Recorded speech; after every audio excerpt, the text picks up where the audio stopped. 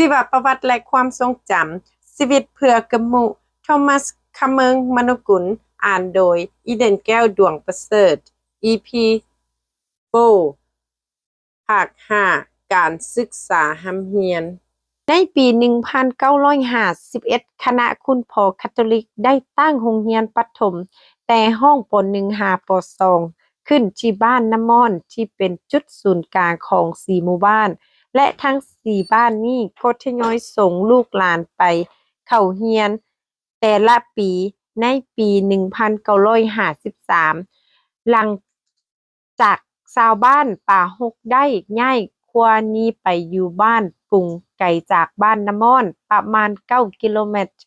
การเดินทางไกลและลำบากให้แก่นักเรียนที่ยังน้อยไทยบ้านปุงจึงได้ส่งแต่นักเรียนที่ใหญ่เท่านั้นไปเข้าโรงเรียน3ปีต่อมามื้อหนึ่งในเดือนเจียงปี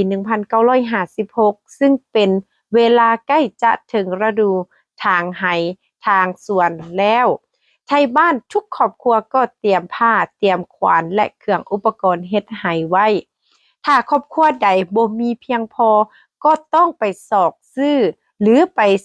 หาสร้างตีเล็กสร้างเล็กจ้างให้เขาตีให้แต่ในบ้านปุงบ่มีสร้างตีเล็กสร้างตีเล็กมีแต่อยู่บ้านน้ำม่อนเท่านั้นย่าพ่อโนจึงชวนข้าพเจ้าไปเป็นเพื่อนแต่ต้องไป2 มื้อจึงจะแล้วเพิ่นว่าไปวันเสาร์วันอาทิตย์อยู่ตีผ้าตีควานหมดมื้อแล้ววันจันทร์จึงจะกลับคืนบ้านแต่เช้าในปีนั้นข้าพเจ้ามีอายุ7 ปีกว่าแล้วแต่พ่อแม่ก็ยังว่าน้อยโพดที่จะส่งเข้าโรงเรียนเมื่อไปถึงบ้านม่อนข้าพเจ้าก็ไปลิ้นน้ำหมูซื้อเท่าเปล่าเดี๋ยวนี้เปลี่ยนชื่อใหม่เป็นเท่าคำแพงต่อมาเพิ่นก็เป็นอ้ายเมียของข้าพเจ้าเองได้ฮู้กับเพิ่นมาก่อนแล้วตอนที่อ้ายกกของเพิ่นไปแต่งงานกับลูกสาวของแม่ป้าที่บ้านป่าฮกเพื่อนเท่าเปล่าที่หาก็เข้าใหม่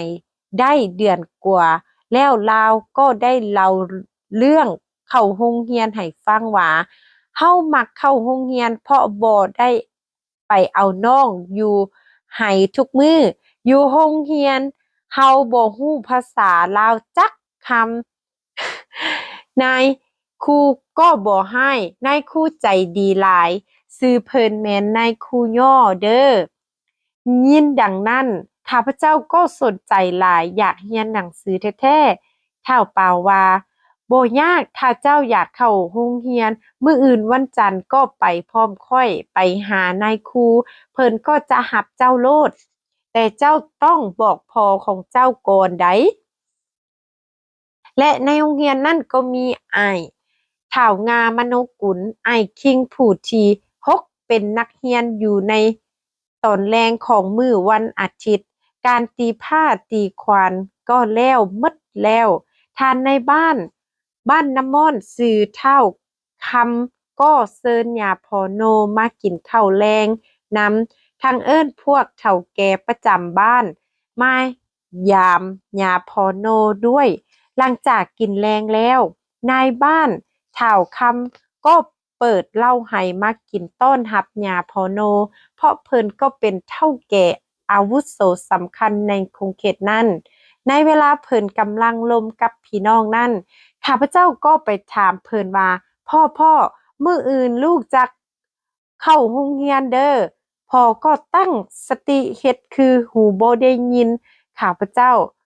บ่ยอมแพ้ถ้าตื่มคราวหนึ่งข้าพเจ้าก็เข้าไปถามเพิ่นเป็นครั้งที่2อีกพ่อมื้ออื่นลูกจักเข้าโรงเรียนเด้อเพิ่นก็ตอบแบบบ่ตั้งใจว่าเอออยากเข้าก็เข้าตื่นเช้ามาของวันจันทร์ข้าพเจ้าก็ย่างพร้อมเท้าเปล่าไปหานายครูที่โรงเรียนขอเข้าโรงเรียนบอกนายครูว่าพอได้อนุญาตแล้ว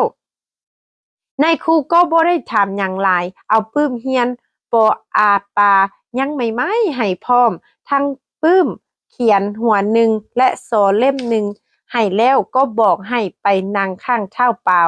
นักเรียนทุกคนก็เหลียวเบิง วันนั้นเป็นวันที่ข้าพเจ้าดีใจที่สุดเลย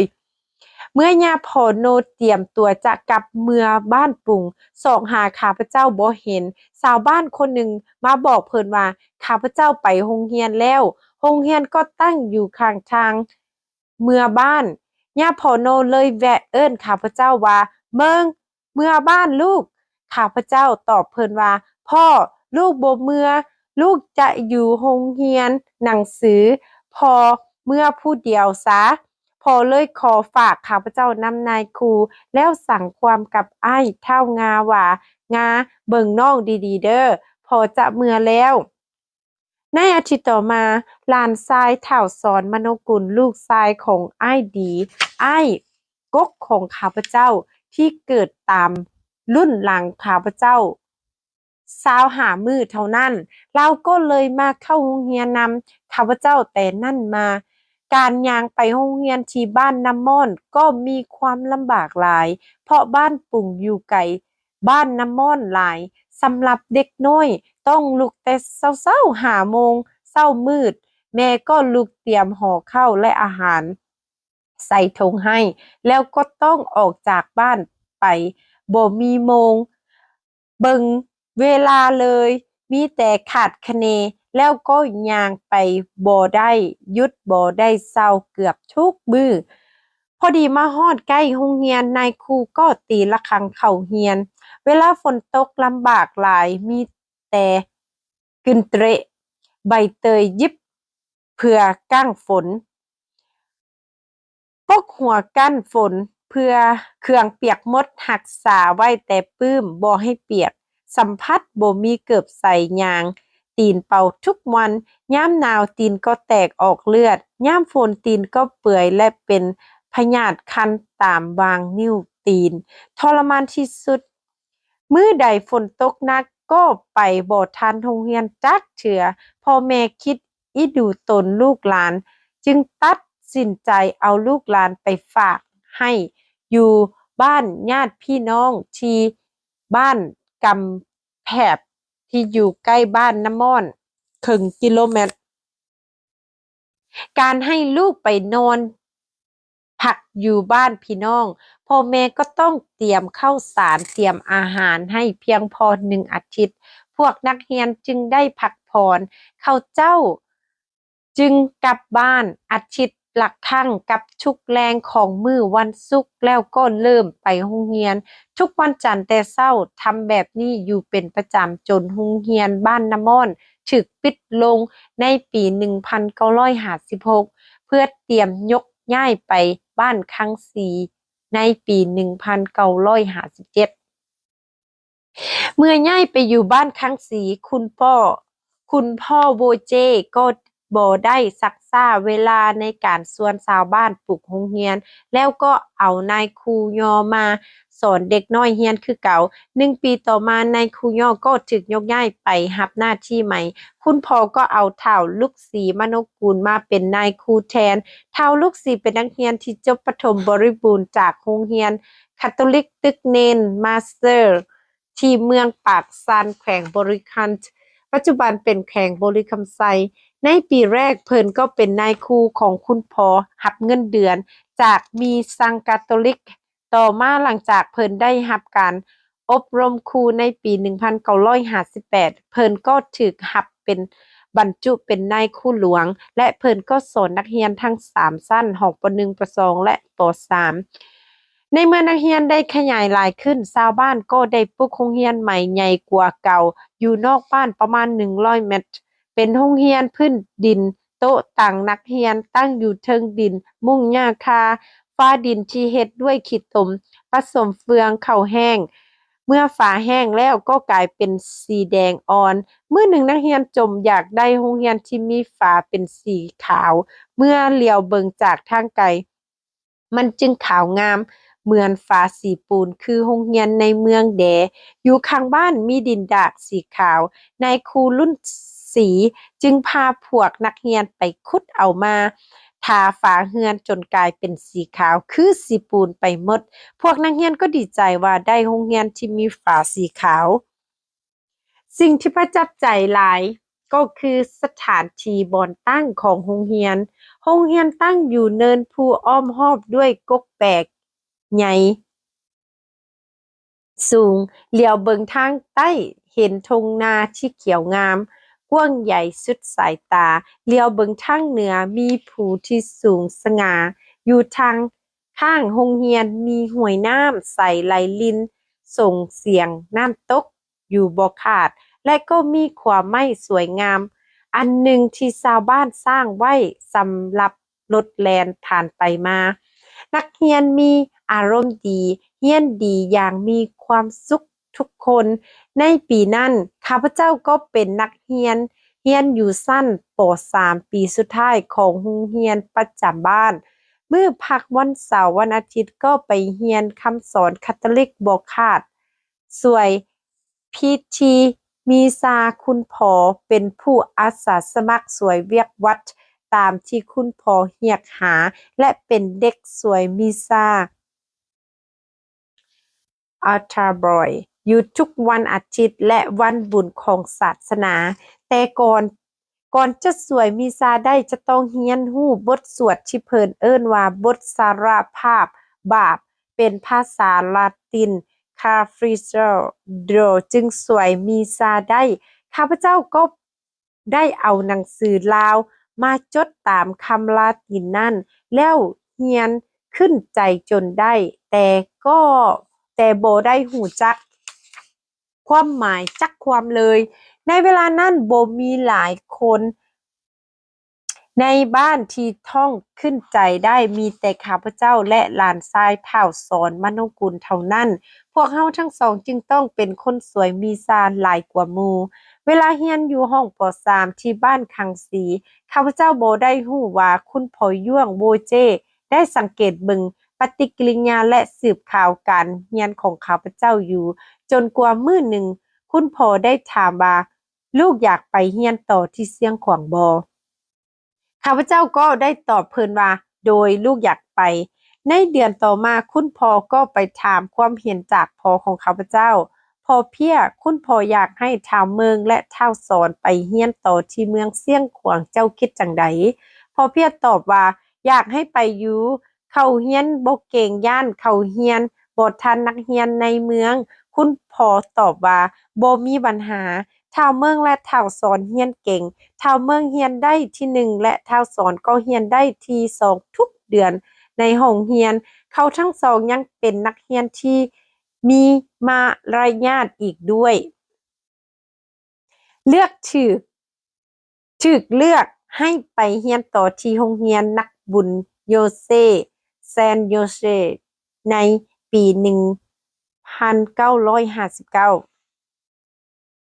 หลังจากนักเรียนจบป. 3ที่บ้านคังสีแล้วต้องได้ไปเรียนต่อห้องป. 4ที่เมืองโพนสวรรค์ที่อยู่ใกล้จากบ้านประมาณ20กิโลเมตรนักเรียนย่างไปบ่ได้ต้องไปนอนอยู่ใกล้โรงเรียนพ่อแม่ต้องจ่ายค่าเช่าบ้านจ่ายค่าอาหารพอลูกก็ยังน้อยบ่สามารถปลูกเรือนอยู่เองได้จึงบ่มีพ่อแม่คนใดสามารถส่งลูกไปโรงเรียนต่อดังนั้นพวกนักเรียนที่จบป. 3ต้องได้ออกเฮ็ดไร่เฮ็ดนาช่วยพ่อแม่ใหญ่มาก็ไปเป็นทหารหรือแต่งงานเอาผัวเอาเมียสร้างครอบครัวคุณพ่อย่วงโบเจผู้มีวิสัยทัศน์มีแสงตาไกลเพิ่นเคยจมว่าเสียดายเด็กน้อยดีๆที่เรียนดีเรียนเก่งทั้งหลายบ่อยากให้เขาเจ้าเสียอนาคตย้อนบ่มีโรงเรียนที่จะรองรับเขาในโศกปีศึกษา1959หา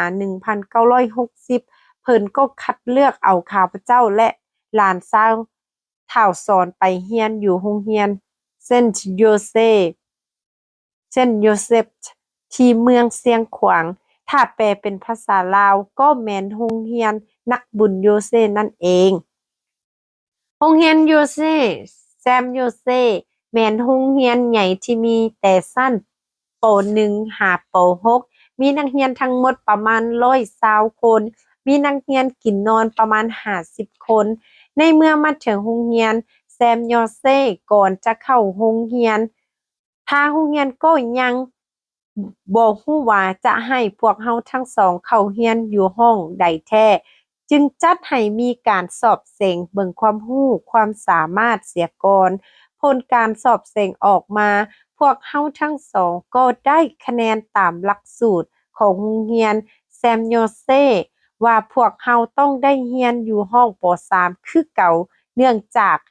ว่าระบบการสอนที่โรงเรียนหลวงอ่อนกว่าระบบโรงเรียนเอกชน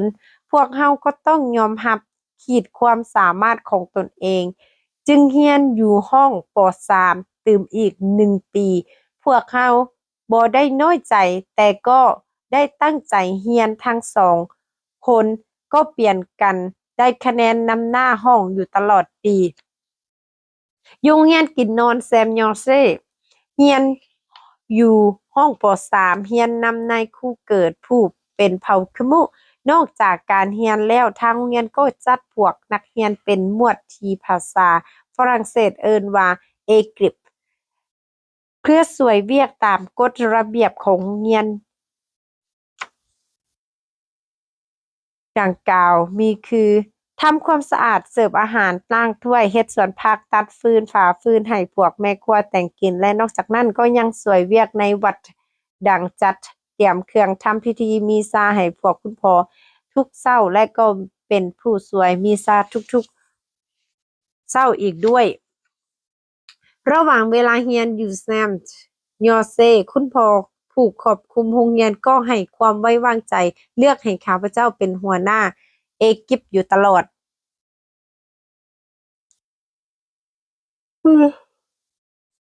ย่านสงครามพี่น้องลักหนีจากโรงเรียนฮอดปี 1961 บ้านเมืองก็เกิดมีความวุ่นวายย้อนทหารฝ่ายกลางของร้อยเอกอฮกองแล่เข้ามา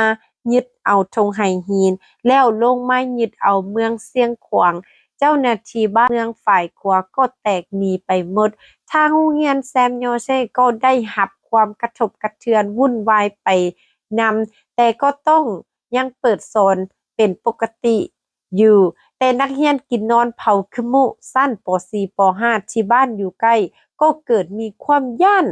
หลายเลยพากันลักตนหนีทางหลังหอพักไปหลายคนและบางคนก็ถูกพ่อแม่หรือพี่น้องมาลักต้อนเอาเมื่อบ้านในเมื่อในมื้อโรงเรียนพักวันเสาร์วันอาทิตย์ข้าพเจ้าและหลานชายเฒ่าสอนก็คือกันมีมื้อหนึ่งวันอาทิตย์หลังจากมีซาเอื้อยไผ่ของหลานเฒ่าสอนก็พาพี่น้องมาส่วนพวกเฮาลักเมือพวกเฮาก็ตกลงจึงไปหอบเอาเครื่องนุ่งใส่ถุงเตรียมที่จะลักเมือพี่น้องย่านข้าพเจ้าจะบ่เมือก็เลยญาติเอาถุงเครื่องนำข้าพเจ้าแล้วก็ย่างเมื่อก่อนคิดว่าข้าพเจ้าจะย่างตามหลังไปส่วนหลานชายเฒ่าสอนก็แล่นตามหลังเข้าไปข้าพเจ้าก็ถือเพียงถุงปื้มเฮียน2หัวแล้วก็คิดอยากบอกให้คุณพ่อฮู้ด้วยพอดีย่างมาพ่อคุณพ่อซาริเอเพิ่นจึงถามว่าลูกจะไปไสข้าพเจ้าก็เลยตอบเพิ่นว่าลูกจะเมื่อบ้านย้านศึกคุณพ่อว่าลูกบ่ต้องเมื่อลูกต้องอยู่เรียนหนังสือเอาธงไปไว้ข้าพเจ้าก็เลยค้างเมื่อบ่ได้ส่วนท้าวสอนก็แล่นเมื่อพร้อมชาวบ้านไปไปไกลประมาณ1กิโลเมตรแต่บ่เห็นข้าพเจ้าตามมาลาวก็เลยแล่นกลับคืนเมื่อโดยบ่บอกแม่เลยพวกเฮาทั้งสองคนจึงได้เข้าโรงเรียนจนหมดเทอมแต่เครื่องนุ่งของข้าพเจ้าก็ถูกเอื้อยไผ่ถือเมื่อบ้านหมดข้าพเจ้าจึงบ่มีส่งนุ่งเลยจึงจำเป็นต้องได้นุ่งส่งเสื้อชุดเก่าถึง3 เดือนพ่อบ่กล้าบอกคุณพ่อพวกคุณพ่อและคุณแม่ก็บ่สังเกตเห็นเลยถึงยามซักเครื่องต้องไปอาบน้ำจึงซักได้เพราะต้องซักส่งเสื้อพร้อมกันเอาไปตากแดดถึงก้อนหินแล้วก็ลงไปอาบน้ำลิ้นน้ำหมูพร้อมทั้งโลดท่าให้เครื่องแห้ง เมื่อเครื่องแห้งแล้วจึงเอามานุ่งใหม่แล้วกลับไปโรงเรียน3 เดือนผ่านไปทรงเสื้อก็เก่าและขาดไปแดคุณแม่มาริโกสื่อลาวแมนคุณแม่สอนและเพิ่นก็เป็นนายครูสอนห้องป .4 ของโรงเรียนเซนต์โยเซนั่นเพิ่นเองเพิ่นว่าเพิ่นสังเกตมาได้หลายอาทิตย์แล้วเพิ่นจึงเอิ้นข้าพเจ้ามาถามว่าเมืองเป็นหยังเจ้าจึงนุ่งแต่ทรงเสื้อเก่าอยู่ตลอดข้าพเจ้าจึงได้มีโอกาสอธิบายเรื่องราวทั้งหมดให้เพิ่นฟังว่าขาน้อยบ่มีเครื่องเปลี่ยนเพราะเอื้อยไผได้เอาธงเครื่องขาน้อยเมื่อบ้านใน3 เดือนก่อนนั้นคุณแม่จึงว่าเป็นหยังบ่บอกคุณแม่คุณแม่ก็ต้องขอโทษนำเด้อที่เบิ่งลูกศิษย์บ่ทั่วถึงเว้าแล้วเพิ่นก็ฟ้าวศอกหาทรงเสื้อใหม่มาให้แต่นั่นมาจึงมิงทรงเสื้อเปลี่ยนน้ำหมูผักว่างกังวางคันอยู่ในป่าเมื่อถึงยามโรงเรียนหยุดพักที่เคยเอิ้นกันว่าพักวังกังวันกันในปี 1960 นั่นซึ่งเป็นยามพักที่ดนถึง2 เดือนคุณพ่อก็อนุญาตให้ลูกศิษย์ทุกคนกลับไปพักผ่อนอยู่บ้านนำพ่อแม่แต่พวกเราทั้งสองก็บ่ได้พักผ่อนอยู่บ้านนำพ่อแม่เลยเพราะสถานการณ์บ้านเมืองก็วุ่นวายหลายบ่ได้พักอยู่บ้านอยู่เรือนเป็นปกติเพราะบ้านก็ขาดเป็นเขตญาติแยงของทั้งสองฝ่ายกลางซ้ายฝ่ายกลางประสบฝ่ายซ้ายและฝ่ายขวาในเวลานั้นชาวบ้านยังเป็นใจและเป็นทหารของฝ่ายขวาอยู่ชาวบ้านก็ยังถูกฝ่ายกลางฝ่ายซ้ายเป็นศัตรูของเขาเจ้าอยู่ดังนั้นมื้อใดชาวบ้านรู้ข่าวว่าทหารศัตรูกลางและซ้ายจับมากวดบ้านเพื่อสอกจับพวกที่สนับสนุนฝ่ายครัวปฏิการเวลานั้นพวกผู้ชายในบ้านต้องได้หนีออกจากบ้านทันทีปล่าไว้แต่ผู้เฒ่าและแม่หญิงอยู่บ้านพวกเฮาทั้งสองก็ต้องหนีไปนำเขาหนีไปลี้ซ่อนในป่าไปไกลจากบ้านเท่าที่จะไกลได้ไปนอนอยู่ในป่าดงตึบหนาหรือในถ้ำลึกยิ่งดีหลายครั้งบ่ทันหอบเอาผ้าห่มไปนำเพื่อกันฝนกันหนาวก็ได้เฮ็ดตูบเอาใบกล้วยป่ามาแอบเฮ็ดฝาและเอาใบกล้วยป่าแห้งมาปูและมาเฮ็ดผ้าห่มบางครั้งก็ต้องลี้ซ่อนอยู่ในป่าโดนเป็นอาทิตย์จึงได้กลับเมื่อบ้านเทื่อหนึ่งในตอนกลางวันพวกผู้ใหญ่ก็แบ่งกันเป็นจุหนึ่งก็ออกไปสอกแนมเบิงการเคลื่อนไหวของศัตรูและจุหนึ่งก็ไปสอกของกินสอกผักสอกหมักไหม้และเอาหน้าสอกหายิงนกยิงกระหอกมาคั่วกินปืนเขามีแต่เพื่อความปลอดภัยของเขาบ่ใช้เวลาอยู่ในป่าสนุกแต่เรื่องกินแต่ทรมานใจที่สุดเพราะอยู่ในความย้านตลอดเวลาเมื่อถึงเวลาพักโรงเรียน2 เดือนได้หมดกำหนดแล้วต้องกลับไปโรงเรียนแต่พ่อแม่ก็บ่ยอมส่งพวกเราทั้งสองกลับไปเข้าโรงเรียนอีกเพราะบ้านเมืองก็ยังวุ่นวายโพดย้านลูกจะบ่มีความปลอดภัยทางโรงเรียนคุณพ่อก็เขียนจดหมายมานำให้มาเข้าโรงเรียนว่าถ้าดนๆจะเรียนบ่ทันหมู่และพวกเฮาทั้งสองก็ขอวิงวอนนำพ่อแม่ตืมดังนั้นพ่อแม่จึงตัดสินใจส่งพวกเฮาทั้งสองไปเข้าโรงเรียนคืนแต่ก็ซาไป3 อาทิตย์แล้วมาถึงโรงเรียนกลางเดือนสิงหาซึ่งเป็นโศกปีการเรียนของปี 1960-1961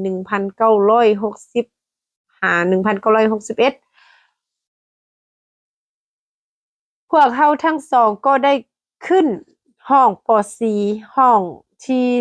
2น้อยที่ภาษาฝรั่งเศสเอิ้นว่า Cantonment Moyenne 1 เรียนอยู่ห้องป .4 ได้4 เดือน คุณแม่มาริโกผู้เป็นนายครูประจำหลังจากได้รับความตกลงจากหัวหน้าโรงเรียน เพิ่นจึงเอิ้นข้าพเจ้า และเฒ่าสอนมาบอกว่า คุณแม่เห็นว่าห้องที่2น้อยนี้สบายโพดสำหรับพวกเจ้า พวกเจ้าทั้งสองได้คะแนนดีนำหน้าห้องทุกเดือน คุณแม่และหัวหน้าโรงเรียนเซนต์โยเซจึงตกลงให้พวกเจ้าขึ้นไปเรียนอยู่ห้องป .5 กวดโมเยงเด้อ คาร์ลส์โมเยง เรียนนำคุณแม่อธิการชื่อคุณแม่เยแซง เพิ่นเป็นคนฝรั่งเศส ในห้องป .5 นั้น พวกเราก็ได้พบและเรียนพร้อมเท่าคำสุขนามแพงคำผู้เป็นหมู่เพื่อนและเป็นญาติอีกด้วย การเรียนอยู่ห้องป .5 ยากแต่ก็พอเรียนได้ และก็ยังได้คะแนนดีอีกด้วย คือสิแม่นย้อนมักเรียนและก็ตั้งใจเรียนนำ ญาพอโนมโนกุลเสียชีวิตในปี 1961 ขึ้นปีใหม่ 1961 ปี 1961 นี้เป็นปีที่มีความยุ่งยากที่สุด นับว่าเป็นปีที่ดวงชะตาของมีสังคาทอลิกและของประเทศชาติบ้านเมืองตกต่ำที่สุด เป็นต้นมีสังคาทอลิกประจำแขวงเชียงขวางได้ถูกบังคับอย่างรุนแรงเป็นประวัติการณ์ในพระราอาณาจักรลาว ยังบ่พอเพียงเท่านั้น ชีวิตส่วนตัวของข้าพเจ้าก็ประสบกับปัญหาหนักคือกัน แม่ของข้าพเจ้าก็เจ็บหนักต้องได้นอนรักษาตัวอยู่บ้านคุณพ่อที่เมืองเชียงขวางมาได้หลายอาทิตย์แล้ว และพ่อของข้าพเจ้าพัดเสียชีวิตอยู่บ้านนอก แม่ก็เมื่อเบิ่งพอบ่ได้ สถานการณ์บ้านเมืองก็เข่งตึงที่สุด พวกคุณพ่อก็เห็นใจ แต่เสี่ยงต่อความบ่สงบของบ้านเมือง ก็เลยอนุญาตให้ข้าพเจ้า ท้าวสอนและท้าวคำสุข นามแพงคำ เมื่อเบิ่งพ่อที่เสียชีวิตอยู่บ้าน ช่วงนั้นพวกข้าพเจ้า ทั้งสามอยู่ในวัยเด็กยังบ่รู้ย้านหยังเท่าใด บ้านอยู่ไกลประมาณ15 กิโลเมตร แม่นบ้านภูเมืองผาบ่มีทางรถ ต้องได้ย่างไวขึ้นภูลงห้วยตามทางบ่มีความปลอดภัยจักหน่อยเลย เพราะเป็นเขตญาติแย่งของฝ่ายขวาและฝ่ายกลางซ้าย ในมื้อนั้นพวกเราทั้งสามก็ออกเดินทางแต่เช้าๆใส่เกิบที่เฮ็ดด้วยยางตีนรถไปตามทางที่เปล่าเปลี่ยว ผู้คนสัญจรไปมา แต่พวกเราก็ได้เดินสวนทางคนแปลกหน้า2 คนอาจแม่นทหาร เขามีอาวุธปืนครบมือ เขาถามพวกเราว่าพวกเจ้ามานำไผ เพื่อความปลอดภัยพวกเราก็บอกพวกเขาว่ามานำพี่น้องหลายคน เขากำลังย่างมาตามหลังพวกเรา เมื่อย่างกายพวกเขาแล้วพวกเราก็พากันแล่นสุดขีดตามทางที่แคบๆและหกเหื้อไปไกลสมควรแล้วจึงพากันย่างธรรมดา ย่างไปต่อประมาณ2 ชั่วโมง พวกเราก็เมื่อถึงบ้านอย่างปลอดภัยดี เดี๋ยวนี้เมื่อคิดฮวนคืนเบิ่งก็ยังคิดย้านอยู่ ในปี 1961 คุณพ่อคาทอลิก3 องค์ถูกฆ่าตายในแขวงเชียงขวาง ในท้องปี 1961 โรงเรียนก็เปิดสอนเป็นปกติ ดีใจ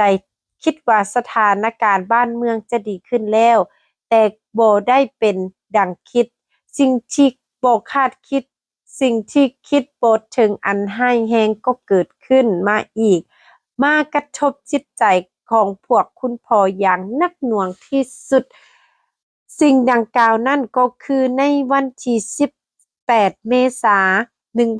1961 คุณพ่อลุยส์เลอร์คุณพ่อประจำบ้านพาบ้านคาทอลิกชาวไทยดำอยู่ไกลจากเชียงขวางประมาณ20 กิโลเมตรถูกทหารเป็นกลาง ผสมฝ่ายซ้ายจับไปอย่างบ่มีความผิดและบ่มีเหตุบ่มีผลแต่อย่างใดแล้วทราบข่าวตามที่หลังว่าถูกประหารชีวิตแล้วในวันนั้นเองและในวันที่20เมษายน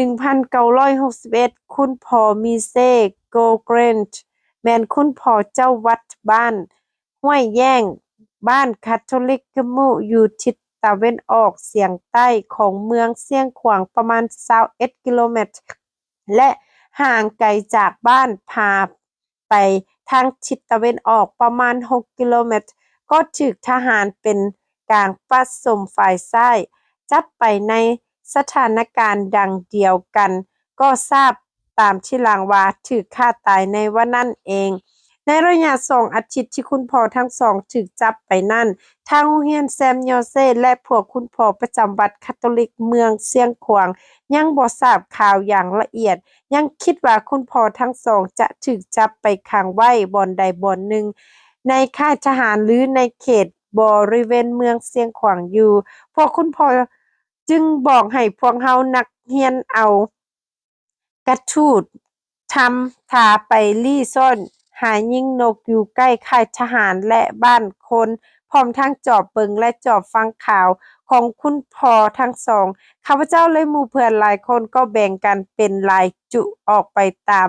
คุณ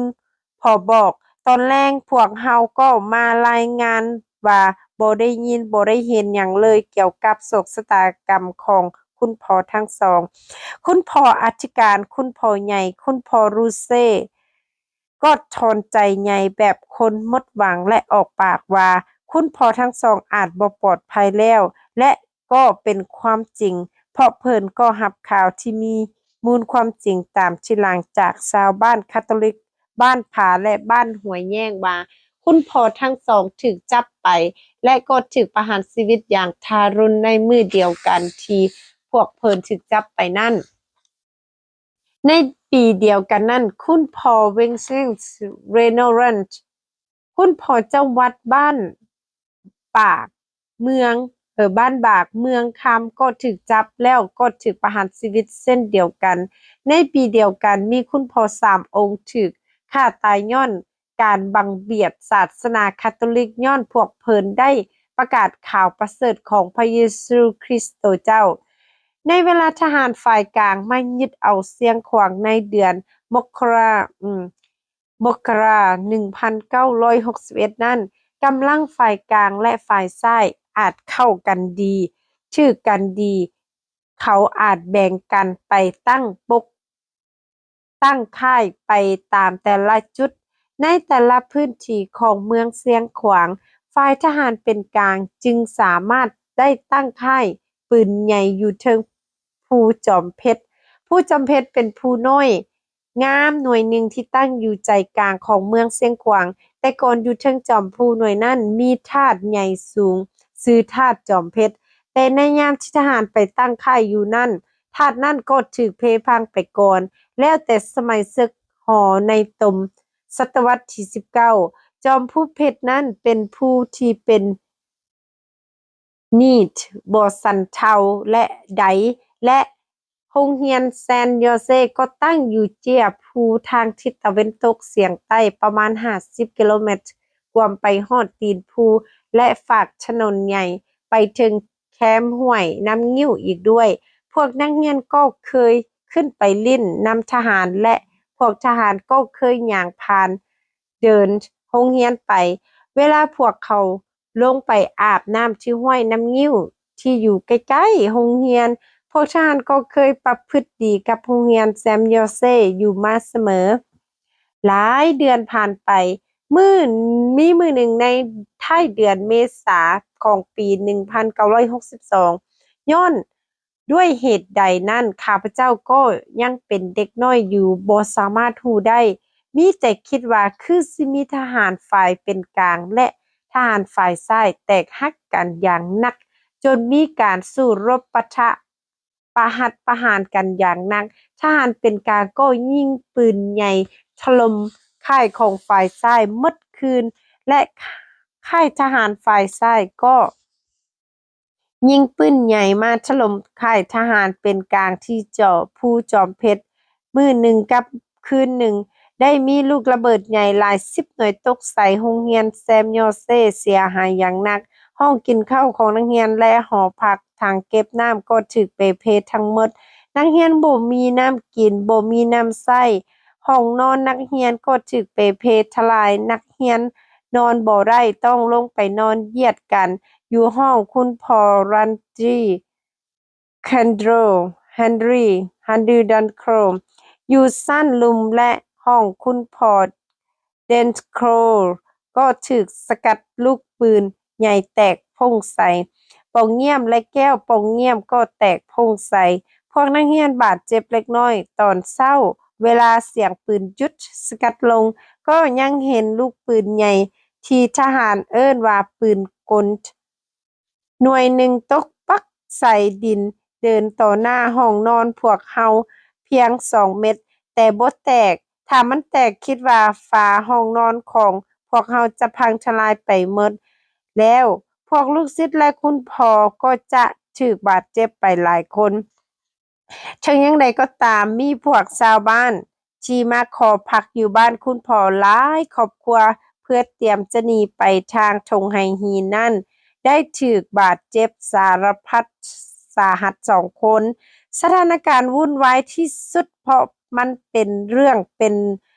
งตายพวกคุณพ่อจึงบอกให้พวกชาวบ้านที่มารอท่า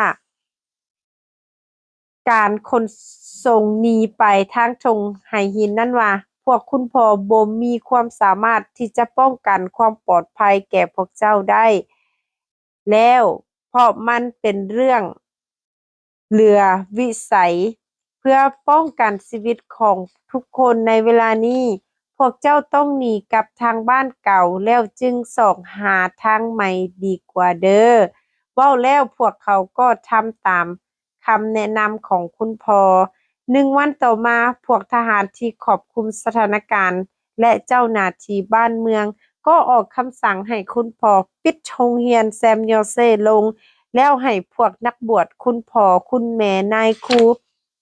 ชาวลาวและชาวต่างประเทศทุกคนให้เตรียมตัวหนีกลับเมืองเวียงจันทน์ไวเท่าที่จะไวได้เมื่อยินดังนั้นพวกคุณพ่อก็ไปล้มกับที่ปรึกษาทหารชาวฝรั่งเศสที่เป็นที่ปรึกษาให้ทหารฝ่ายเป็นกลางที่ยังเหลืออยู่ในเมืองเสียงขวางพวกเพิ่นก็ตอบว่าสถานการณ์บ่ปลอดภัยแล้วเห็นควรให้คุณพ่อคุณแม่หนีไปไวเท่าที่จะไวได้คุณพ่อรัชรีแคนโกรจึงเอิ้นข้าพเจ้าบอกว่าพวกคุณพ่อก็ได้ตกลงกับคณะที่ปรึกษาทหารฝรั่งเศสแล้วพวกคุณพ่อคุณแม่จะเข้ารถไปเมืองทงไฮฮีนพร้อมกันแล้วจะเอาเรือบินจากทงไฮฮีนไปต่อที่เวียงจันทน์แต่คุณพ่อเอาพวกลูกไปนำบ่ได้เพราะการเดินทางครั้งนี้มีความกันดารโพดความเว้าของคุณพ่อมีความจริงเพราะได้รับข่าวตามที่หลังว่าการเดินทางของพวกคุณพ่อคุณแม่ในครั้งนั้นขบวนรถของพวกเพิ่นได้เหยียบระเบียดจนเฮ็ดให้เจ้าหน้าที่ชาวฝรั่งเศสคนหนึ่งได้เสียชีวิตกับชีหลังจากคุณพ่อเคนสโกให้ความแนะนำแล้วข้าพเจ้าจึงถามคุณพ่อว่าสิให้พวกลูกเฮ็ดจั่งใดคุณพ่อจึงบอกว่าให้พวกลูกข้าพเจ้าและท้าวสอนหนีไปตามครอบครัวที่หนีไปก่อนนั้นให้พยายามไปหาค่ายทหารฝ่ายพระราชอาณาจักรลาวบ่อนใดก็ได้ที่ปลอดภัยแล้วคุณพ่อจึงจะส่งคนส่องหาพวกเจ้าตามทีหลังคุณพ่อก็จะได้หนีในไวๆนี้คือกันขอให้พวกลูกจงโชคดี